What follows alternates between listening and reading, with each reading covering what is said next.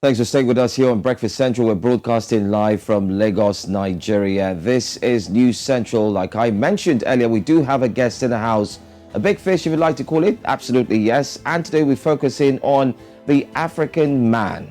Most importantly, also taking a look at the culture which Africa is blessed with. Not forgetting as well, we'll touch on a few things, including politics and should a man be able to speak up, especially when he's going through challenges. You might be wondering why we have one or too many things to talk about this hour. That's because our guest who's joining us here this morning is one who is blessed with a lot of talents, gifts, and not forgetting to, he's seen it all. Now, for me, he was born in 1950, which means he was born right before Nigeria got her independence, and he's been able to see different regimes and also government plus policies, and not forgetting to changes in Nigeria. So what makes the average Nigerian child tick? What should Nigeria be like or should have been like after many years? And most importantly, the industries that are thriving, talk about entertainment, music, and the likes. He's been there, he's done that. And many also allude or call him the freedom fighter, or better still, the one who stands in place to fight for a better Nigeria, most importantly, for the youth. Joining us this morning is one who is blessed with many names, but I'm going to start off with the one you know him for. His name is Charly Boy. I still wonder why you have the boy in that name when we have some of the modern artists who have run away from Kid and say they are Wizzy because they don't want to be referred to as a kid anymore. And you also refer to as Area Father, which is the one we know so well. Yeah. And then the movie character, you equally played one strong character. Odudu Bariba. Odudu Bariba. It sounds magical or spiritual, don't it? It does. But and the character itself, the display as well. Yeah, but that simply means a butterfly. Oh. In my language. Oh. That's why I have it here. Oh, okay, I see. Butterfly. Odudu Bariba. Oh, I see. Okay, interesting. I'm sure we have a lot to talk about looking at all the aspects I've mentioned. I'm not alone as well. Osauge joins me from the other studio. He is not Odudu Bariba, but of course, Osauge, I don't know what they call butterfly in your language. I have no idea. This is where he's stuck. I'm not even gonna try. I have no idea. I get. All right, so let's start off first with our very first question. Good to see you, Charly Boy. Good to see you in strong health. We do recognize that you just came out of the hospital. Do you mind sharing with us what the challenges were and how you've been able to brave the storm? Yeah, for the past 3-4 years, I've been going through a very bad patch in my life, going through prostate enlargement. And just to keep it short, I remember, I'm a freak when it comes to my health. I'm always having an eagle eye on what's happening in my body, yeah? And all the while, each time I go to do my PAS, is that what it's called? They are telling me, oh, for your age, this is okay. But the second year when I noticed that there were changes in my body, I started going through a very rough patch. I started leaking. I couldn't control my bladder. And even when I did go to the bathroom, my pee wasn't flowing like it should. And in my second year or my third year, it's like I couldn't control my bladder anymore.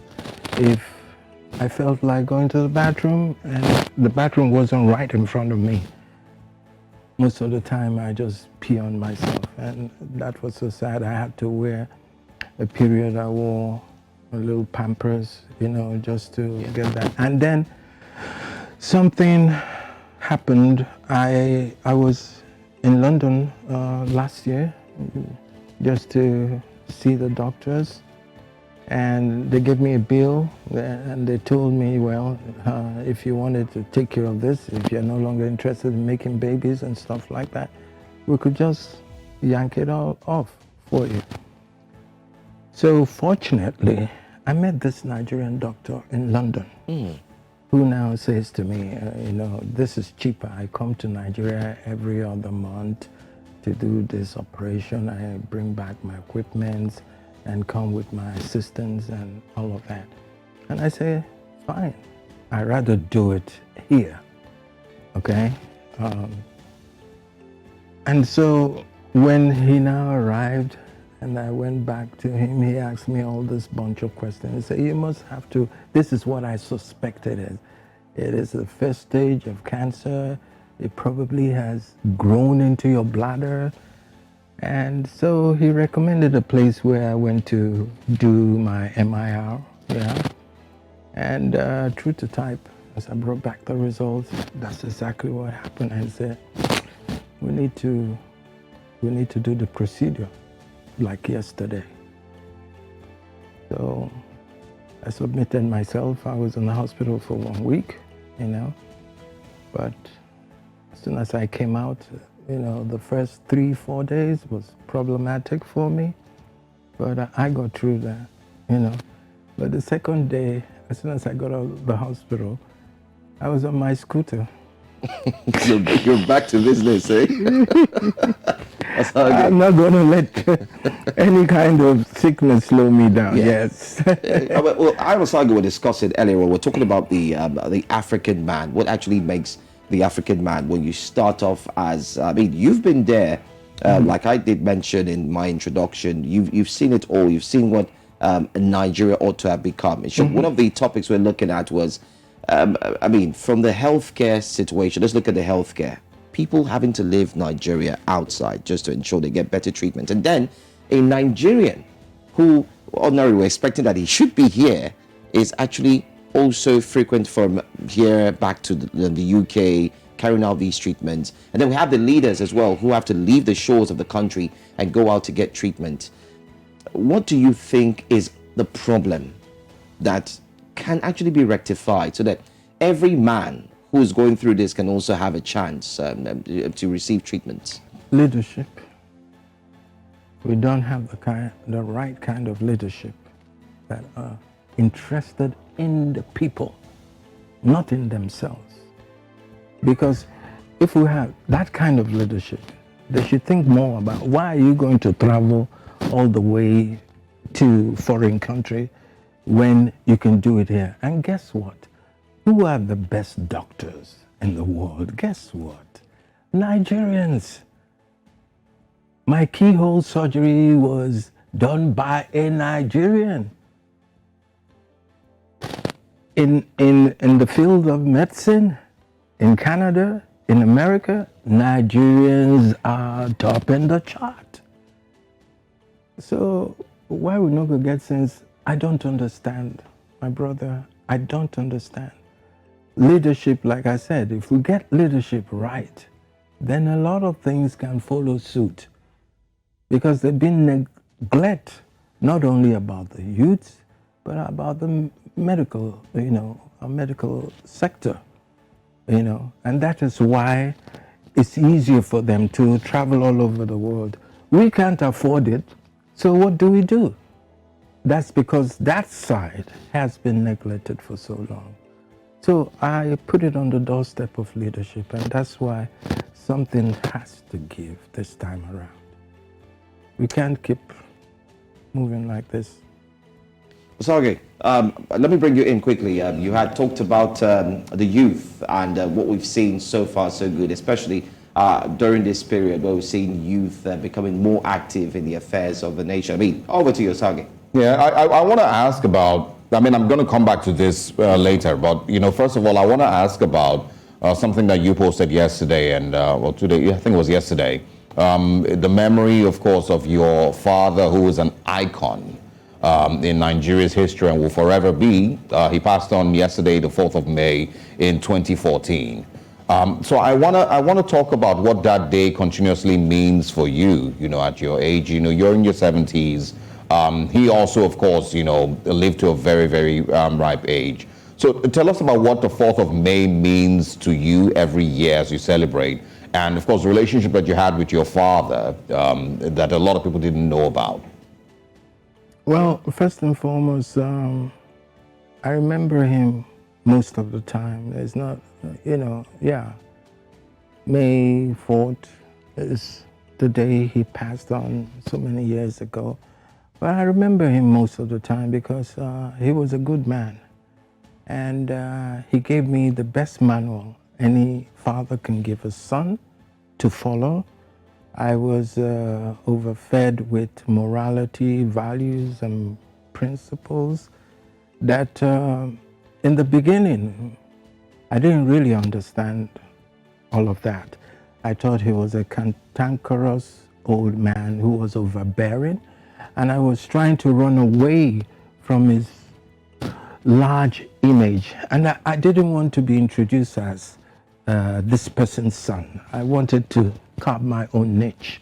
And that's how my rebellious streak started. It started from the home front, okay? No be today, And my father used to think when I was much, much younger, used to think I was such a, strong-headed kind of kid, and I was always the one being punished the most amongst my siblings.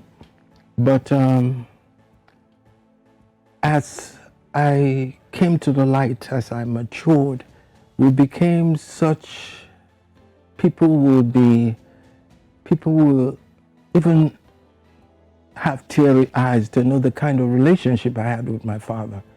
Because after he retired from the Supreme Court, I brought him, especially when I was living in Abuja. He stayed in my house. I housed them for almost 12 years before he passed on. So I was able to download all the moral codes that I was fighting him for, that I didn't understand all these quotes and things. Please leave me the hell alone. But I was able to bond better. I was able to appreciate what he stood for. My father wasn't a rich person like that because he was an upright judge. But he was always at peace with himself. He was always happy. He was always content. And I figured that was the real essence of life, and that was what made him tick. And so he injected into my bloodstream such high morals, which is what has kept me going, which is the things I fall back to, those values and principles I fall back to. So we had a great relationship, not many people saw it that way, because I remember one of the headlines, "Charlie Boy is not my son." Of course, he doesn't know Charlie Boy. I remember that. His son is Charles Chukwuemeka Oputa. So, but people didn't get that, they just figured out, I had a beef with my father. No.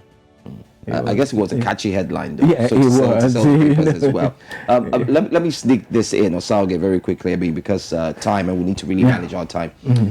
You talked about your father. Your father was one of those who pioneered the judiciary in terms of putting it in the face of people, repositioning the judiciary to become more amicable, more endearing to the people, especially with the Oputa panel.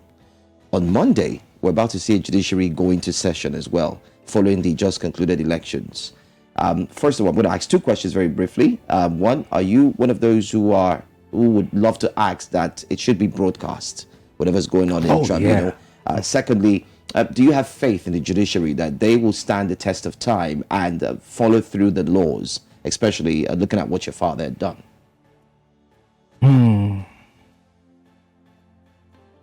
I think my father was one of the last Mohicans, one of the last people with integrity. There were a few of them, Justice Kaide Shaw, Justice Anyagolo. There were quite a few of them back in the days. And even as when he was alive, I used to argue with him that the way the judiciary is going, we had heated argument. I said, this is not the judiciary I used to know. It's going to the dogs. And he said, oh, have faith, have faith. I said, I don't have faith. And up till today, I'm like, I don't know. I don't know. With what I see, I don't know. Nigeria reminds me of the Charlie Boy show in a very negative way.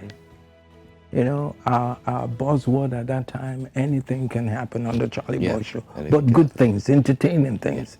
But this time around, anything can happen in Nigeria. You know, it's unfortunate how the system has gotten so bad, and young people who are in a disenfranchised position no longer have heroes they can look up to, they can emulate. In my own time, there was great value for, you know, honesty, integrity, be a man of your words. Your name was more important than all the money you can make. But it's a quick fix situation these days. Young people are not interested in working hard, and not because they're looking at leadership, and leadership is so botched and crooked and criminal. So parents are no longer on duty. You know, we live in a community. In my days, you know, the teachers, your community, your parent, we were all part of raising the kid, regardless of whose kid it is. Okay? You go do something for the next street, and somebody who knows your father will see you and say, no, your people don't behave like this. They'll caution you, discipline you, and send you back home or take you back home. It doesn't happen anymore. Sad situation. Asage, back to you.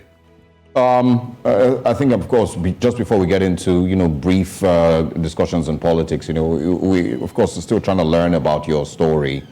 You've been, I mean, if you look across Nigeria's media space and political space, you know, you're one of those people that people would wonder, you know, how is he still so strong, you know, even in his 70s, you know, still has the energy of a 50-year-old or probably even less. 50? I thought you would say 30. Oh, well, we can use 30 if we want. But I want to ask, you know, because I'm in my 30s. I want to ask, from your perspective, you've done life, you know, pretty well. Mm-hmm. What are the things that life has done me too? Well, it seems you're winning. But I want to ask, what are the things that you would say that, you know, ways that you could have done life different, right, that would maybe put you on a different path today? Health-wise, mostly, you know, are there things that you probably could have done different when you were younger, or done more of when you were younger, that you maybe would have been, you know, felt different today? Well, like Joe said earlier on, I've been there, I've done that, I've seen all of that, and I'm happy for who I've become today. I don't want to change anything in my history, but I thank God, and that was through the teaching of my father, to be a man of discipline. He would always say, discipline, a man without discipline is dead. I didn't get it initially. But apart from the fact that I think 50% of how I arrived here health-wise is all because of my gene. I think I have damn good genes. My grandfather on my father's side lived till 106. My father lived till 99. My mom lived till 100. My father on my mother's side lived till 110. So there it goes. But I do not take those things for granted. I don't take my genes for granted. So I exercise frequently. I watch what I eat. I watch the people I hang with. I make sure they're, you know, they're very, very positive forward-looking kind of people. And I cherish young people because there's a lot to learn from them. And I've been privileged to meet some exceptional, outstanding Nigerian youths who I've learned so much from. So if you put all of that in the mix, I think I'm doing pretty good, if I say so myself. Absolutely. Absolutely. Well, you've also been dubbed the president of frustrated Nigerians. Because I'm frustrated. Let's talk about the just concluded politics and the youth participation. What's your take on it, especially what just took place in February? How do I describe the mood? Remember when Diane died, Princess Diane? You remember the year? It's been so long. 19. Anyway. Yeah, Charly. I was in Ghana when that happened. And what overwhelmed me was people's sympathy, empathy about this princess. Uloyibo, the Caucasian, all the way in Britain, London, had nothing to do with Africa. But it seemed like the world was mourning for this princess. That's exactly what happened in Nigeria. After the 25th of February election, it was like we were speechless. After spending over 300 billion, after all the reassurances that was given to us, this is the best they can do. And I've never seen Nigeria so divided. I've never seen this kind of violence in my life. And for me, I was paralyzed, virtually paralyzed for a couple of days. Why? Because ever since, I've never remembered any day that I stood behind somebody and I'd say, that's the person. That's the person we should have. That's the person I support. I was never involved in politics like that. And then it looked like my dreams, everything was crushed, because I can't imagine me living in any other country than this country. And I can't imagine anything driving me away from this country, regardless how bad it gets. So it's for me to do all what I can possibly do to create the environment of my dream where I can feel at home. I won't need to look over my shoulders, and I can be part of this one Nigeria. So I felt very betrayed. Like I said, even before that, I don't want to get too emotional talking about politics, because it aches me that that even the Stockholm mentality that I'm seeing right now with some people whose mumu is a family inheritance. I used to say, I've always maintained that the salvation of Nigeria lies in the hands of its exceptional people. Who are those people? They're the youths. I believe so much in them. I believe if this country will ever change, and it will change, that is the youth who are going to fix it. So I'm sort of hopeful, because what is man without hope? I'm hopeful that some miracle is going to happen. I'm hopeful about my dream of a new Nigeria.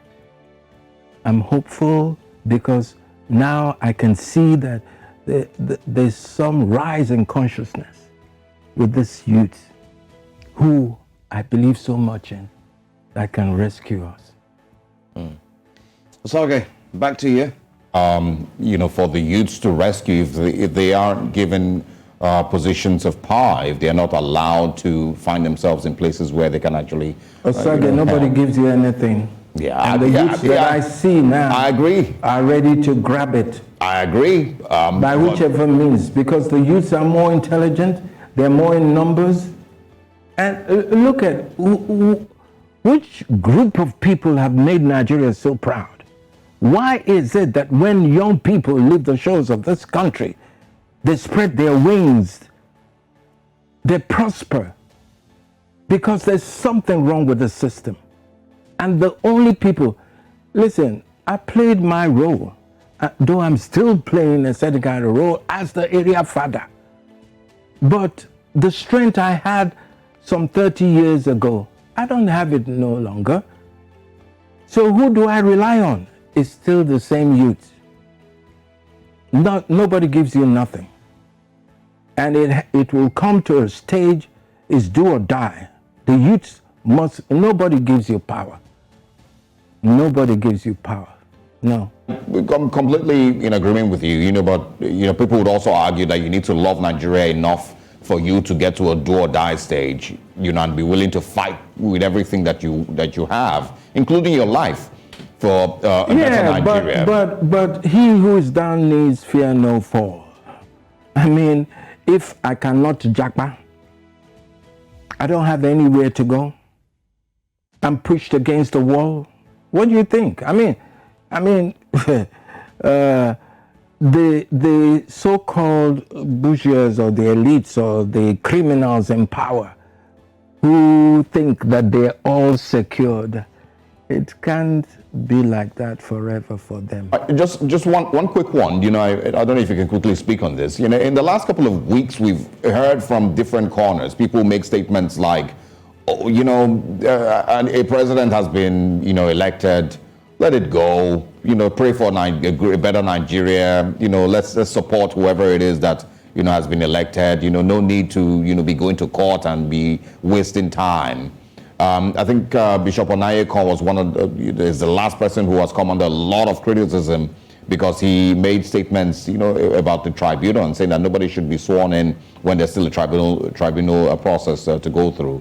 So I don't know if you can quickly share your response to those who say, let it go. Someone has been elected, let's pray and support him.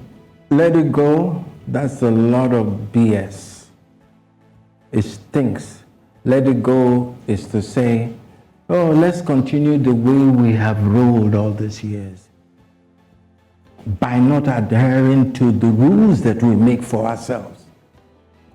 Okay? That is part of Nigerians' problem. That is a lawless place. So when we have a lawless election, that was not an election but a selection, and you say let it go. So the one that you selected, on what is he going to swear about? To follow which rules? Is it the one he makes himself? Or the one that guides everybody? So let it go. It's a very dumb ass shit to say. Because you're still saying, forget, okay, somebody has managed to steal my things.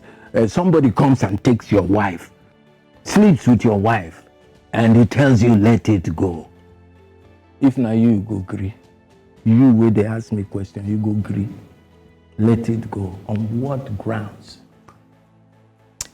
I'm sure this conversation can get even more, I'll put it that way, heated as we move further. But because of time, I want to say thank you so much for coming. But before you go, one last question.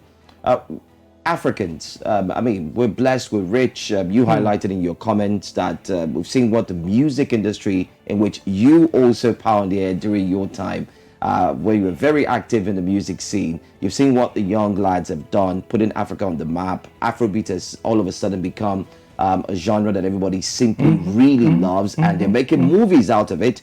What last statement would you like to make to the African, the Nigerian, the Ugandan, the Kenyan, who's watching now, to instill more faith, even though things are not the way it should be? 20 years ago, I say, on every street in this country, I can give you 10 Michael Jacksons. But it just, we still haven't gotten the business side of it together. That was far back as when I was a P-Man president. And my heart is filled with joy because those things, those words I said, are just coming true. I was the one to midwife the first musical deal with a local artist and a foreign artist, Wyclef Jean and Two-Face and San Sultan and the rest of it. Yeah? And that was when I knew that something big was going to happen. You know, there are people who are there just to fight the fight. Exactly. And then there are people who, after you fought the fight, who are there to enjoy the labor of those who fought the fight. Okay? We were people who fought the fight for more awareness, more respect in the industry, because I believed in our people. Yeah? Listen, let me tell you, Africa will have its first rank position back again as you know, topping the charts and controlling the music business is going to happen. We've only covered half of it. Mm-hmm. The other half is quite interesting. It will be exciting for me to see, and I'm hoping it will happen in my lifetime. We hope so too, and we keep our fingers crossed, of course, and keep that followed up with a lot of hope and prayers. Thank you so much for joining us. Thank you for having me. It's been a pleasure having you here. Salvi, unfortunately, you couldn't take that handshake. I'm taking it for you, maybe after the show. But it's fine, it's fine. Thank you so much for joining us. That's all on the program for today, Breakfast Central. It's been a heated conversation, no doubt. I must say, apologize if words and languages were used and it didn't go down well with you as well. Thank you so much for doing that as well. So